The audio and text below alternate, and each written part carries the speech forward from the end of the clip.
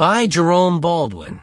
He came highly recommended, praised by General George C. Marshall as one of the best.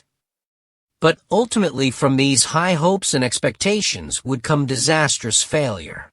Due to the events at the Battle of Kasserine Pass, Major General Lloyd R. Fredendall would go down in history as one of the most unsuccessful American generals of World War II.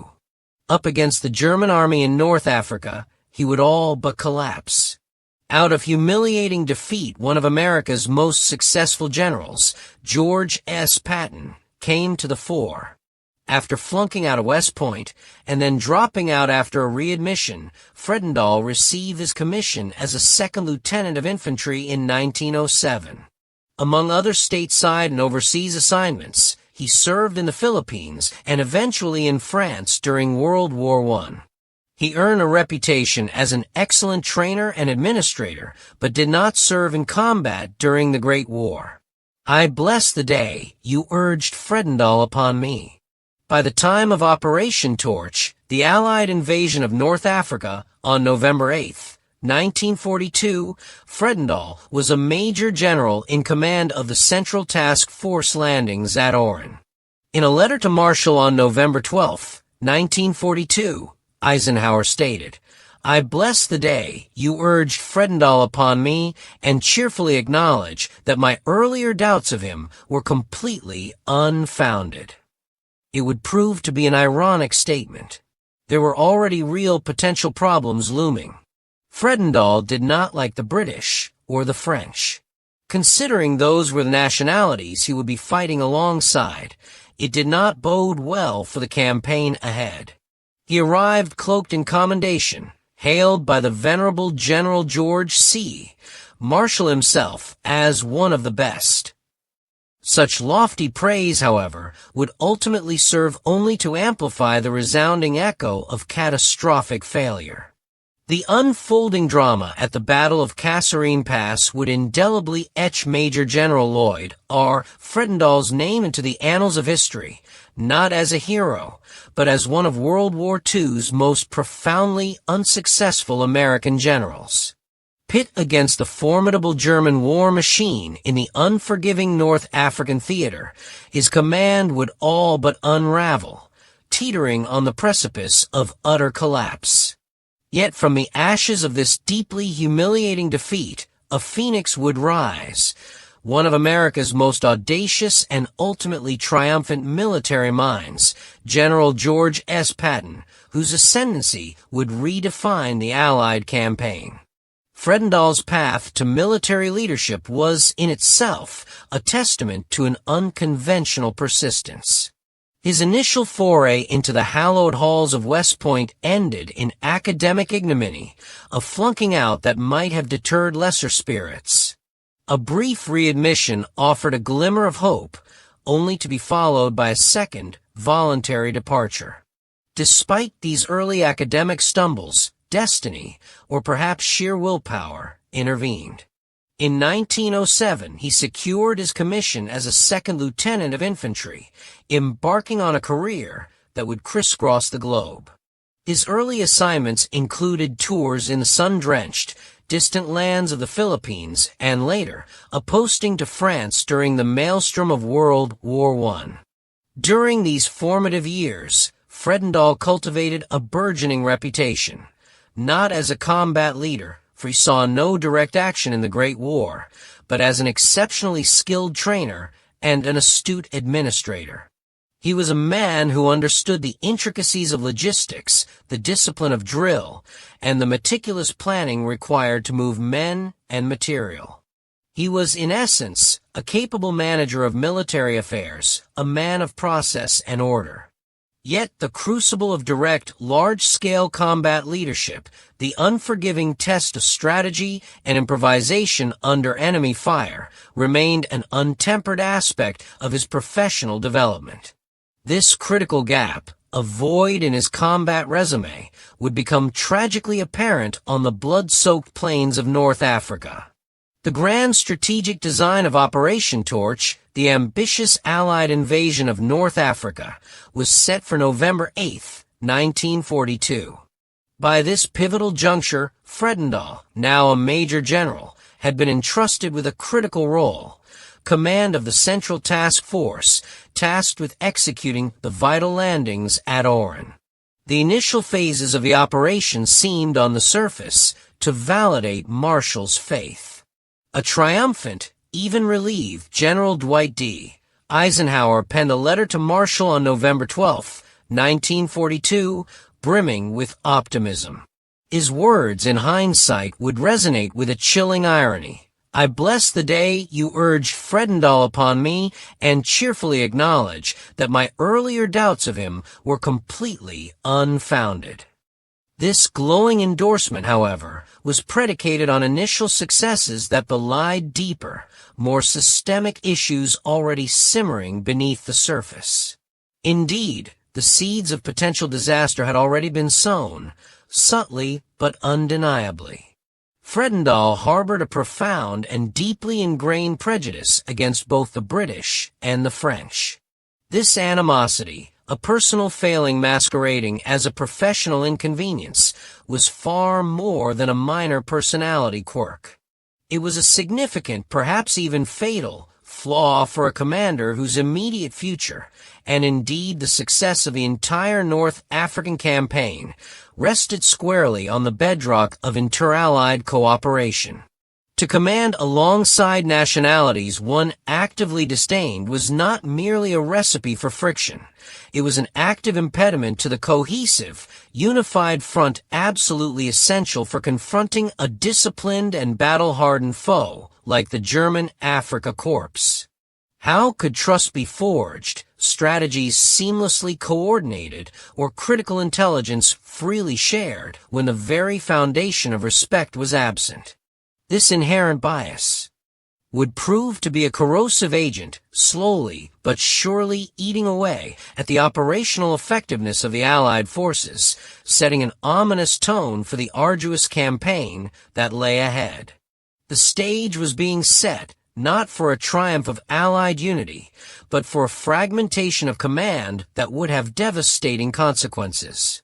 As the Allied forces pushed eastward into Tunisia, the initial euphoria of Operation Torch began to dissipate, replaced by the grim realities of desert warfare. Fredendall, now commanding the American II Corps, was ostensibly at the helm of a crucial segment of the Allied advance. Yet his leadership style, or rather, his distinct lack thereof in critical aspects, began to raise alarming red flags among those who served under and alongside him. His inherent distrust, bordering on open contempt for his British and French counterparts, festered and grew, transforming from a personal prejudice into a tangible operational handicap. Instead of fostering crucial inter-allied cooperation, Fredendall actively cultivated an environment of suspicion and isolation. He rarely consulted with British generals, often dismissing their seasoned advice and experience in desert fighting with thinly veiled disdain. His interactions with the French were even more strained, marked by a condescending attitude that undermined their morale and willingness to fully integrate into the Allied command structure. This disdain was not confined to his Allied partners.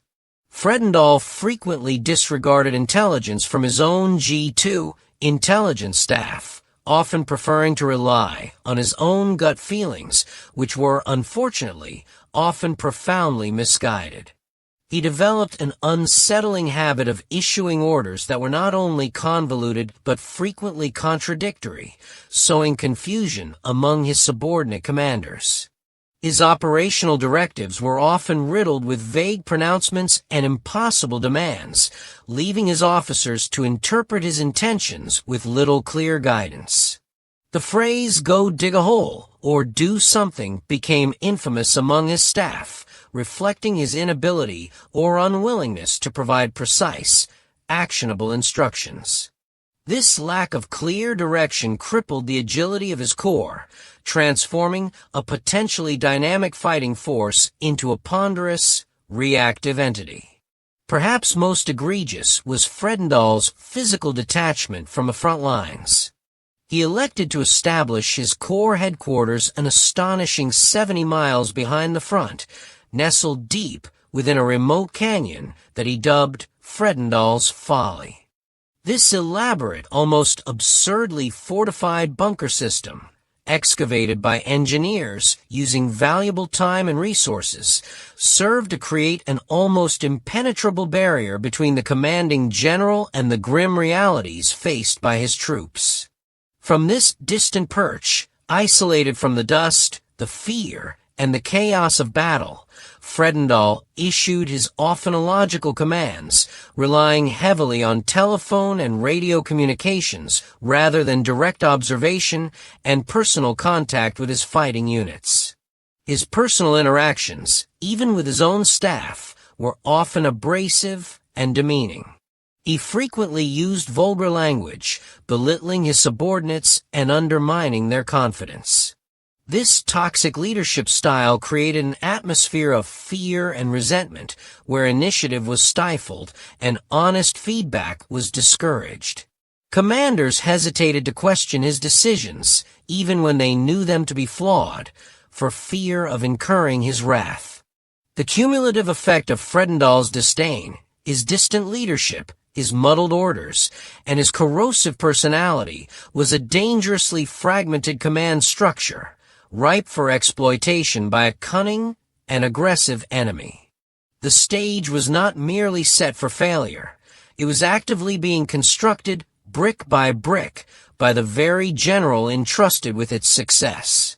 The men under his command, increasingly disillusioned and confused, were about to face their most formidable test, with a commander who seemed tragically out of touch with the very war they were fighting. While Fredendall remained ensconced in his distant command post, a storm of devastating precision was gathering on the eastern horizon.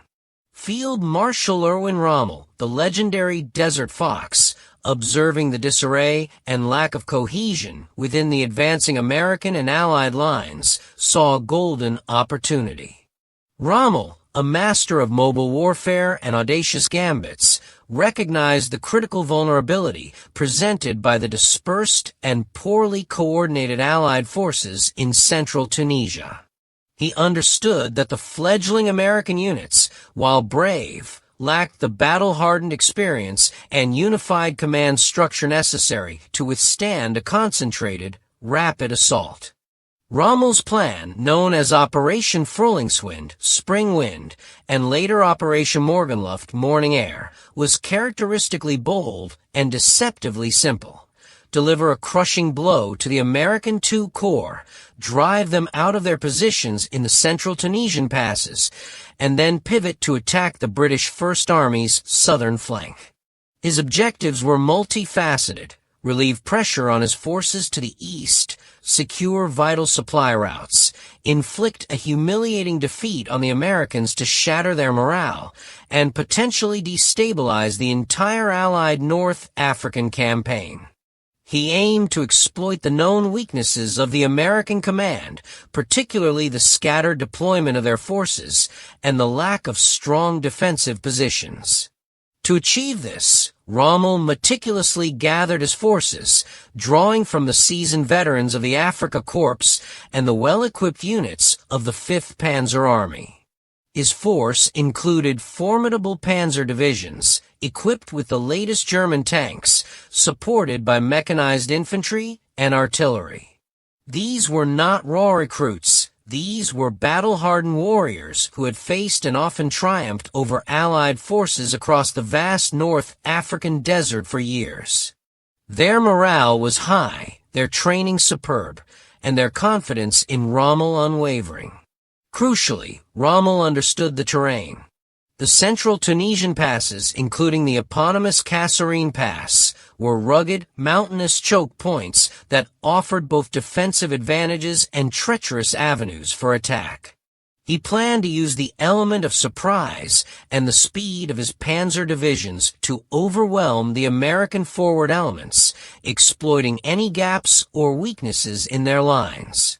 His intelligence was superior, providing him with a relatively clear picture of the American dispositions, while Fredendall's detached command seemed increasingly blind to the imminent threat. The stage was now set for a clash of dramatically contrasting military philosophies and leadership styles. On one side, Rommel, a tactical genius, intimately involved with his troops, orchestrating a concentrated, decisive strike. On the other, Fredendall, a distant, disdainful commander, presiding over a fragmented and ill-prepared corps, seemingly oblivious to the gathering storm. The German forces, honed by years of combat, were poised to strike at the vulnerable heart of the American advance. The ensuing battle would not only be a test of arms, but a harsh, unforgiving lesson in the indispensable qualities of effective military leadership, a lesson paid for in American blood and dignity. The quiet before the storm was about to break, and Kasserine Pass would soon become a name synonymous with American military humiliation, a stark reminder of the cost of inadequate command. The German assault, launched on February 14, 1943, struck with brutal efficiency. Rommel's forces, spearheaded by his formidable panzer divisions, surged through the strategically vital passes, swiftly overwhelming the thinly spread and poorly prepared American forward positions. The initial engagements were nothing short of disastrous for the Americans. Inexperienced troops, many seeing their first real combat, were caught off guard by the speed and ferocity of the German attack. Their training, while thorough in some aspects, had not adequately prepared them for the shock of facing battle-hardened German veterans equipped with superior tanks and coordinated tactics. Fredendall's command structure, already brittle, disintegrated under the pressure. His distant headquarters proved utterly inadequate for managing a rapidly evolving, fluid battlefield. Orders, when they came, were often delayed, confused, or entirely irrelevant to the immediate tactical situation. Subordinate commanders, lacking clear direction and facing an overwhelming enemy, struggled to coordinate their defenses. Units became isolated, cut off, and surrounded. Communication lines were frequently severed, plunging individual American fighting groups into terrifying isolation. The German panzers, expertly maneuvered, exploited every weakness. They outflanked American positions, neutralized artillery, and carved through infantry lines with terrifying ease. The vaunted American Sherman tanks, while numerically superior in some areas, were technically inferior to the more heavily armored and better-gunned German panzers, particularly the new Tiger tanks that made an appearance. This technological disadvantage, combined with poor tactical deployment and a lack of experience, led to devastating losses. The fighting at Sidi Bou Zid, one of the initial points of contact, became a grim symbol of American inexperience and Fredendall's strategic miscalculations. Units were destroyed, prisoners were taken, and valuable equipment was lost. The retreat that followed was often disorganized, verging on a rout in some sectors. American soldiers, many of whom had only recently arrived in North Africa, faced the terrifying reality of a highly professional and ruthless enemy. The psychological impact of these early defeats was profound, eroding morale and fostering a sense of helplessness. Fredendall's response to the unfolding catastrophe was a mix of alarm and continued detachment. While he eventually recognized the gravity of the situation, his command style remained largely unchanged. He continued to issue orders from his remote bunker, often micromanaging minute details while failing to grasp the broader strategic picture. His attempts to rally his forces were hampered by his earlier alienation of his subordinates and his continued strained relations with his British and French allies. Coordination between the Allied forces, a critical necessity for stopping Rommel's thrust, remained dangerously fragmented, allowing the Germans to press their advantage. By February 17th, the Germans had broken through Kasserine Pass itself, inflicting heavy casualties and pushing the Americans into a desperate defensive posture. The scale of the defeat was undeniable. Thousands of American soldiers killed, wounded, or captured, hundreds of vehicles and tanks destroyed or abandoned. The reputation of the American Army, and by extension, the Allied war effort in North Africa, had suffered a humiliating blow. The battlefield of Kasserine Pass became a testament to the devastating consequences of inexperienced troops, inadequate equipment, and, most critically, a deeply flawed and detached command. The question now was not whether the Americans would recover, but how quickly, and at what further cost. The answer would lie in a dramatic shift in leadership, signaling the end of Fredendall's disastrous tenure. The grim reports flowing from Kasserine Pass left no room for doubt. The American II Corps was on the verge of collapse, and its commander, Major General Lloyd Fredendall, was fundamentally unsuited for the task. The scale of the defeat, the shocking losses, and the palpable disorganization deeply alarmed General Dwight D. Eisenhower, the supreme Allied commander in North Africa. Eisenhower, a shrewd judge of character and military efficacy, could no longer ignore the mounting evidence of Fredendall's catastrophic leadership. The glowing endorsement he had once given Marshall now echoed with a bitter irony. He knew that decisive action was needed and quickly to prevent a complete unraveling of the American position and to restore confidence among the Allies. The call went out for a leader of undeniable strength, a commander who could not only stabilize the crumbling front, but also inject a much-needed dose of aggression, discipline, and strategic acumen into the demoralized American forces. Only one name truly stood out, a man renowned for his uncompromising nature, his fierce dedication to training, and his almost reckless pursuit of victory, Major General George S. Patton, Jr. Patton, a cavalryman through and through, was a flamboyant and often controversial figure, but his combat record and his reputation for transforming undisciplined units into crack fighting machines were unparalleled. He was a man of action who believed in leading from the front, instilling an aggressive can-do attitude in his troops, and demanding absolute obedience and professionalism. While Fredendall had buried himself in a distant bunker, Patton was known for his presence on the battlefield, his distinctive appearance, and his ability to inspire fear and respect in equal measure. Eisenhower made the difficult but necessary decision to relieve Fredendall of command. The removal was swift and unequivocal.